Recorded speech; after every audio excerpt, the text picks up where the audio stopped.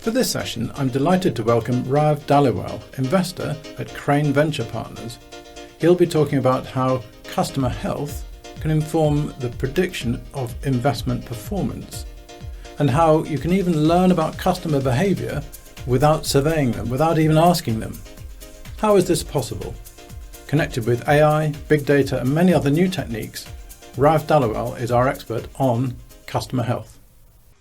Well, hello everybody. Thank you so much for joining the session today. My name is Rav Dhaliwal, and for the next 20 minutes or so, I'm going to talk to you a little bit about how customer health and customer health scoring in particular can really help not only inform the performance of your business, but also any investments that people have made in your business.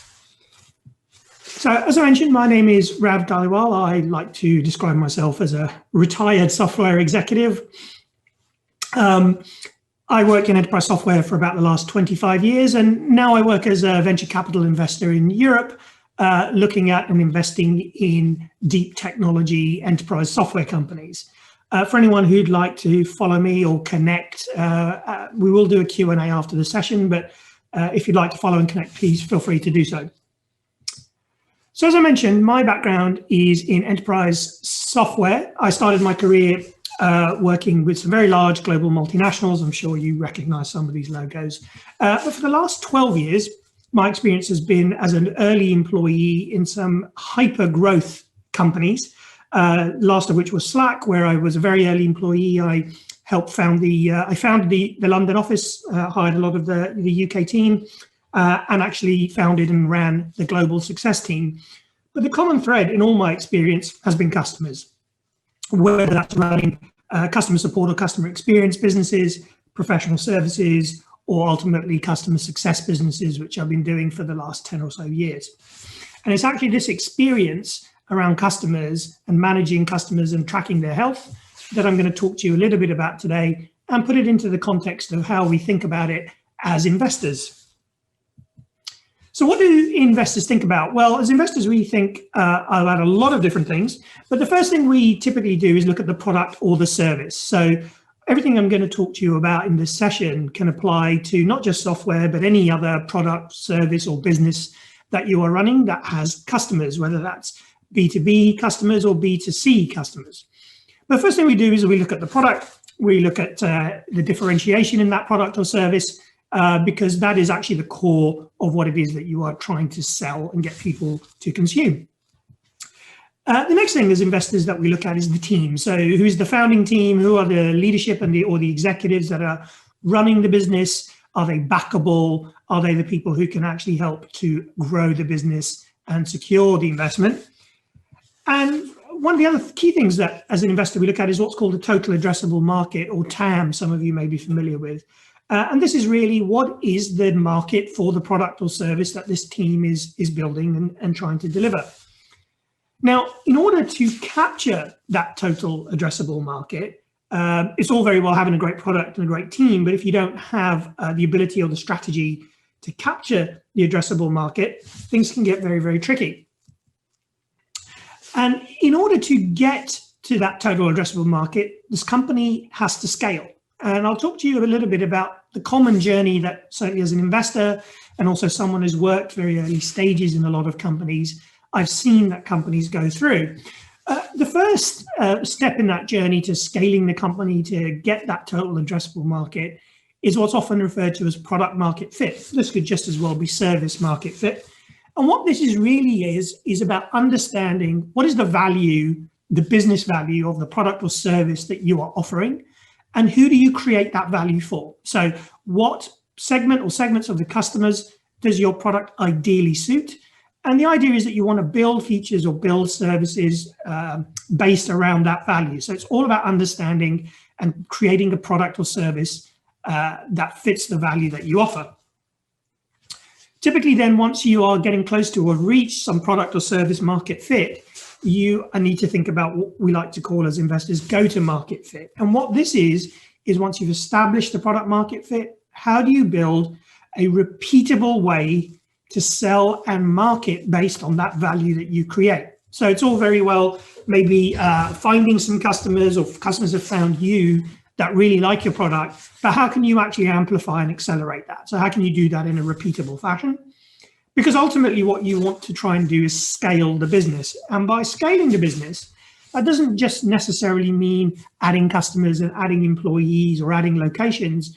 It's actually about the pace at which you do things. So the business becomes a lot more complex at this stage. You may be global, you may have multiple different customer segments or even multiple products or services, but you're doing everything much, much faster.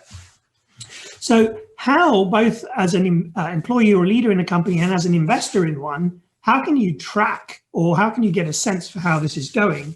And actually, customer health scores, in amongst all the myriad of other business and financial and unit economic data, can be a very, very helpful proxy for how companies progress.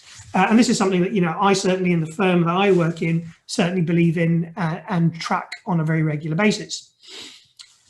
So what everyone really wants from a health score, investors want it, employees want it, leaders want it, is the ability to have a single metric that helps us to predict churn. And that's ultimately what we would love.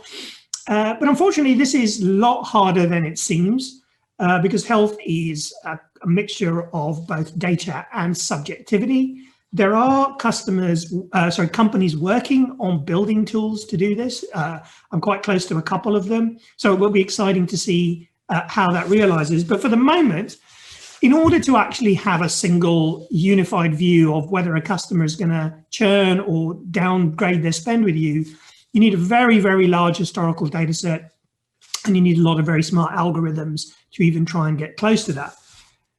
What you can, though, and what is really valuable is if you build some kind of health scoring to help you scale, is you can actually get a very decent sense through a health score of where you should prioritize your time and resources. So no matter what stage you're in, an early stage company or a growing company or one that's very well established, you never have enough time, resource, or money. The other thing that a health score can really, really help with is assessing that value, that business value that you are generating for your clients and how they feel about your product and service. And so really what we're going to dig into here is how a score can really help to scale the business. So what sort of components should be in a health score? There are a myriad of business metrics, tangible and intangible, that could go into a score. But ultimately, in my experience, and certainly my experience as an investor, is what we have found works really well is naturally to have a set of quantitative metrics. And a key part of that quantitative metric of the score should be what we like to call usage telemetry. So whether that's a product or whether it's a service, you want to have some measure, preferably in real time, of how that service is being used and consumed. And this is because you want to be able to find patterns and correlate usage with the value that your customers are getting. Some components of that usage telemetry could be things like throughput, how much information or data is being put through the system, or how many invoices if you have a financial system, are being processed, and what's the frequency at which people are using the service or the system. So for example, if you're a messaging platform, you really want to actually have a look at what kind of data throughput of messages is going through the system and how often, because that will give you a sense of how useful the system is to your customers and what value they're getting. Similarly, the features of your particular product or service and how they are being used is a very, very good component to put in a health score. So for example, say you offer a B2B service backed up by some technology possibly. If you can see that actually the service has 10 components to it, 5 of those components are actually really, really powerful, high value components, but your customers are not using them, they're using the first 5, that will actually give you a sense of how much more value that you could drive with those customers. And that's why the usage of certain key features, which you deem to be critical in driving value, or even product stickiness or service stickiness, is very, very important to include in your health score. Also, the business value that your product is generating or service is generating. If the promise of your service or product is that you will help a business to do something faster, cheaper, with less resource, or even increasing margin, or increasing profitability, then being able to track that and agree that with your customer that this is a set of criteria that we are going to look at and review together in order to determine if things are moving successfully is very, very important. You'll probably find that while looking through this data, there's a very strong correlation between the usage telemetry and feature consumption and throughput with the value that the customer gets. You can build the best service in the world, but if only 10% of people who are supposed to use it, the customer's probably not going to realize too much value. And if they don't, your bottom line of your business is not going to achieve much value either. The other part of the health score is more qualitative. Now, we're all familiar with surveys and NPS and such, and there is a strong argument to say that this is actually outmoded because it's point in time. And I think it's important to understand that there is a lot of value in qualitative point in time metrics, but they shouldn't be taken in isolation because typically there is a long lag in getting that information, processing it, and then maybe making changes to the business or the product or the service. But we shouldn't discount them. But one of the things that I think is really important, especially if you're into a B2B type product or service, is the level of engagement frequency you and your team has with your customer.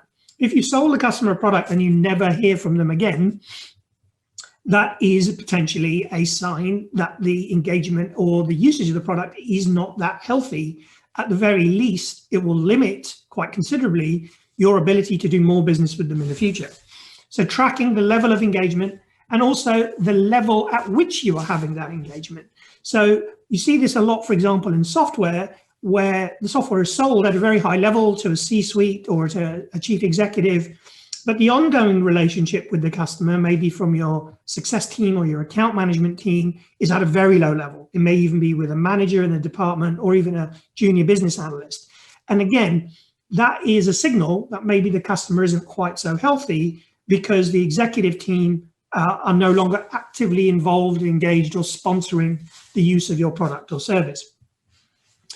We talked a little bit about things like surveys and NPS, and sentiment metrics are important, especially around key events or milestones. You may do a big service update or feature release. You may have an event. You may do a big executive review with your customer. These are really good times to include sentiment metrics into your qualitative assessment of your health score.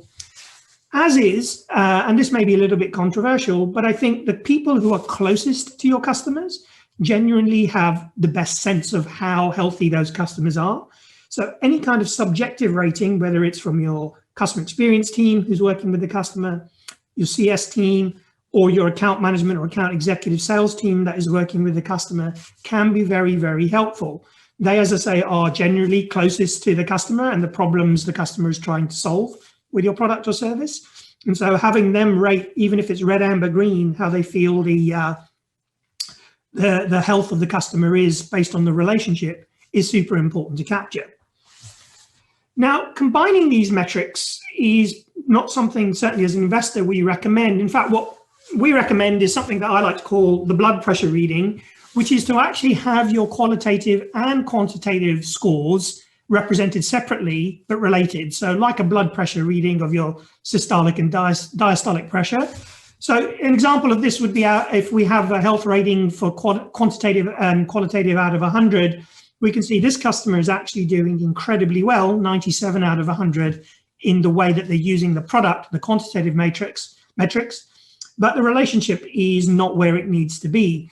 And it's important to do this because this isn't a pretty common pattern. Sometimes actually the employees who are using your service are voting with their feet and really getting a lot of value for the product, but you're not engaged at any kind of decision maker level or any sponsor level in a meaningful way. And that introduces a lot of risk. Risk in possibly an executive leaving and a new one coming in who has a preference for a different service or product or a different vendor. And so therefore it's really important to track both of these and to look at the health rating as a whole. Now, one of the things that certainly I've seen as an investor and also as an early employee in fast-growing companies is that having health scores, qualitative and quantitative ones, really actually help speed up that journey to scale so you can try and grab as much of that total addressable market as possible. The first thing a health score can really help you do is to get to product market fit quicker. So that whole process of understanding the value that you create and building towards that. Having especially quantitative health metrics can really help identify what are the leading indicators of a healthy customer that's getting value. And then what we can do is orient our maybe short-term service or product roadmap around building features to amplify that. Similarly, having a health score that actually tracks people who are not using the product or service well can be incredibly useful for accelerating your product market fit, because it helps you understand where the gaps are in your service or solution that you need to build for. And ultimately, what that will help you to do is reduce the time it takes for the customer to see value from your product or service. A health score also really helps in terms of your go-to-market fit or your commercial building of your commercial side of the organization, because as you are tracking and amplifying more healthy customers, you have more and more value-based examples that you can position and sell. So you can have more examples and demonstrations and hopefully references and case studies of customers that are healthy and getting a lot of business value from your solution that you can funnel into your sales and marketing machine and drive more opportunities, all of which leads to a very stable foundation of healthy paying customers, which makes scaling and growing the business and trying to grab that addressable market much faster and much easier. It's much easier to scale the pace and size of your organization when you have a base of healthy customers than trying to move really quickly and go back and fix churn or attrition or unhappy customer problems. In some cases, it's not even possible to do that because the damage has already been done. But an important thing, and certainly this is something we recommend to all the companies we work with as investors, is to not just track your health score at discrete intervals, is to track it across the journey the customer goes on with you. So here's an example of a pretty generic customer journey. There's a phase where they're not a customer yet, they're a prospect. We typically refer to that as pre-sales. Generally, once you've concluded your commercial opportunity with them, there's some form of onboarding or getting the customer up and running on the solution. This is often where you have to train them or educate them, or maybe there's some technical work involved. Once that's done, you want to engage them to nurture their use, and that could be your campaigns by your CX team, or if you have customer success, or even your account management team engaging with their customer to nurture their use, make sure they're using the service or the product in the best possible way, and that they are identifying untapped areas of value where your product or service could help. If you're a subscription business, part of that journey will be to have some kind of subscription renewal, which is preferably going to drive some sort of growth. Now, if we are able to track our qualitative and quantitative metrics through each part of this journey, that's super important, because there are many, many different roles in our company that are affecting the health of the customer. Here is just a couple from a software example where through that journey we have sales, we have marketing, maybe customer success, we have our product team, our support and CX teams. They all impact the customer's health throughout the journey, and that's why it's very important to track it, those quantitative metrics across each part of the journey, because you can see whether or not there needs to be tweaks made in each of these departments. And this is going to lead me, as we conclude this session, into talking about how customer health across the journey is only really effective if you align everybody in your business that is affecting the customer around the common goal of having healthy customers. And so some ways that we found to do this, and some of the advice we give as investors, because we want to see obviously good performance in these businesses, is when it comes to sales, is in terms of who you hire much more consultative salespeople who think a bit more longer term rather than maybe those more transactional coin operated ones. And you can even consider, and I have worked with some companies that do this, making part of their compensation or bonus tied to the customer hitting some of those health metrics within the first 30 or 60 or 90 days. Similarly, if you have a marketing team orienting those marketeers to focus their campaigns and messaging around those value that healthy customers are driving, and defining your marketing qualified leads on the attributes of healthy customers, whether it's a particular role that's driving health or particular industry or vertical that you are really finding success with your product or service in getting that healthy use. If you have a success team or a post-sales team working with the customer, incenting them to achieve a certain percentage of their customer base, achieving those health score metrics within 30, 60, 90 days is another really good way of aligning everyone around long-term customer health. And you want that period to not be much more than 90 days, because especially if you're a subscription business, you don't want to be incenting the team to hit those metrics in 6 months or 7 months of a 1-year contract, because you introduce risk there in your renewal. From a product perspective, aligning your product team to focus on, again, those leading health indicators and building products and features that they can actively show are moving the needle positively on those healthy indicators, but also making sure that they are studying unhealthy customers so they can build features based on those observations and orient their short to medium term roadmap on filling gaps in the product that help customers to be more healthy. And finally, your customer experience or support teams, orienting them around measures such as those point-in-time sentiment measures like CSAT for a transactional interaction or NPS for any kind of support campaigns they're running, and having them focus on making the customer self-sufficient should obviously drive both those qualitative and quantitative metrics. And the reason for this, and the reason why as investors we feel this is really important, is because if you want healthy, successful companies that can scale well and grab all of that total addressable market, then customers being healthy is actually everyone's business, not just the business of the CX or CS department.